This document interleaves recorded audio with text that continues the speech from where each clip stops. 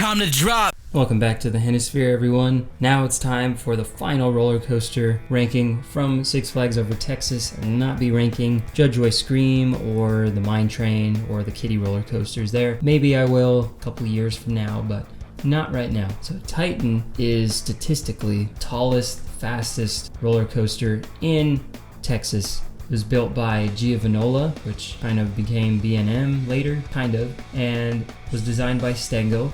And this is one of the hypercoasters that gets a lot of hate. People say it's not very good. It's similar to Goliath. People just write it off. They don't even talk about it. They only talk about the B&M hypers. In my opinion, this thing is very underrated, and it looks like it's better than Goliath at Magic Mountain. I don't know for sure, but I do remember that Airtime Thrills, if you remember one of his videos, he talked about the most underrated roller coasters out there, and Goliath made his list. So if that one is underrated, I feel like this one is also underrated because it looks better. Let's get into the enthusiast categories and some of these stats. The height. Height of this thing is 245 feet, very tall. So that's going to get an 8 out of 10. The speed, 85 miles an hour, fastest in Texas. And one of the fastest in the world, really. 9 out of 10. The drops. That first drop is not very good. I will agree with people on that. It's just not steep. And even after that, that drop off of the turnaround is like almost even better. The only thing that first drop has going for it is that tunnel and how you pick up speed. You have so much time to look at that tunnel and think like, it doesn't look like we're gonna make it, and you just keep picking up speed and picking up speed. So it is kind of scary in that regard. But I'm only giving this ride a 7 out of 10 for its drops. G-forces, this thing is very intense, and that's why I think it's underrated, because people love airtime and those negative G's, but they don't seem to be so enthusiastic about positive G's, and this has a lot of positive G's, especially the second half of the ride. It does have some great floater airtime on that bunny hill after the turnaround. Adding up those two forces together, really, that earns this thing an 8 out of 10. Very, very respectable. Lastly is wow factor. Everyone sees this roller coaster when they're pulling up to the park, or even when they're at a Rangers game or Cowboys game. It's kind of an icon for the state of Texas. It's statistically superior to all the other roller coasters in this state. So I'm giving it an 8 out of 10. Add up those 5 categories, you get 40 out of 50, which is extremely good. It actually ties Iron Rattler in that regard. Next up, we have the general public categories.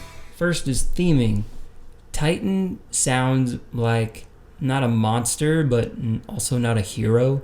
It just sounds like something crazy, like a creature, or just, I guess, a figure of speech. But there's really no theming to this ride. It's just a really cool name. 3 out of 10. Restraints. I love the restraints on this thing.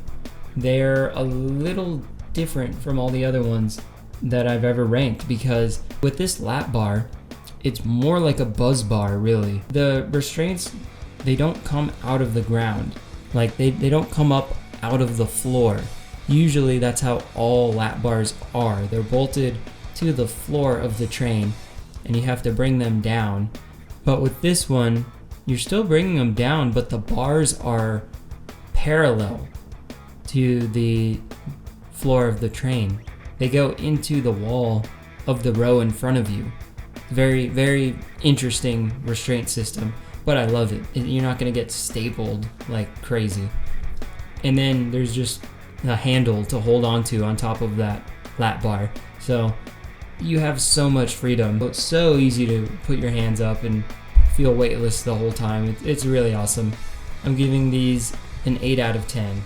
The layout. Layout, in my opinion, is strong on this because it's unique for a hypercoaster. It doesn't just go out and back. Once it's finished with that turnaround and you come back and you go through that super intense helix up into the brake run, then you have a lot of twists and turns and helixes that carry some pretty good speed before the final brake run. The one downside is that mid-course brake run. It kills your momentum so bad that I think it's like the worst mid-course brake run I've ever been on. Maybe Flight of Fear at Kings Island is in the same ballpark, but like that's about it. So I'm giving it an 8 out of 10. The length thing is super long, 5,312 feet of track.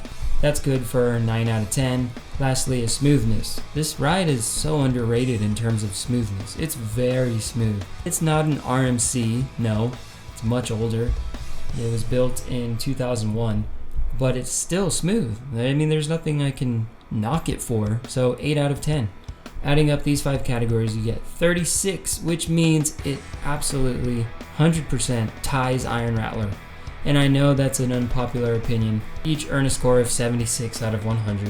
When you look at them, Titan is superior in height and speed, where Iron Rattler is superior in the drops and the wow factor. And taking it a step further, where Iron Rattler lacks, Titan smashes it. I mean, the length is so short on Iron Rattler. It's like half of what Titan is. And also, I think Titan has a better layout because it's a longer ride, where Iron Rattler beats it barely is in smoothness and in theming. So when you slice it up like that, it's pretty even. I don't have a problem with giving it this score, but of course if you ask me 10 times, hey, which of these would you rather ride, Iron Rattler or Titan? I'd probably say Iron Rattler like 8 or 9 times out of 10. That's just how it shakes down, and it kind of shows that it's a pretty fair fight between Six Flags Fiesta Texas and Six Flags Over Texas. Both of their top tier roller coasters got a 76 out of 100 on my scale. So stay tuned. That was another day in the Hennisphere.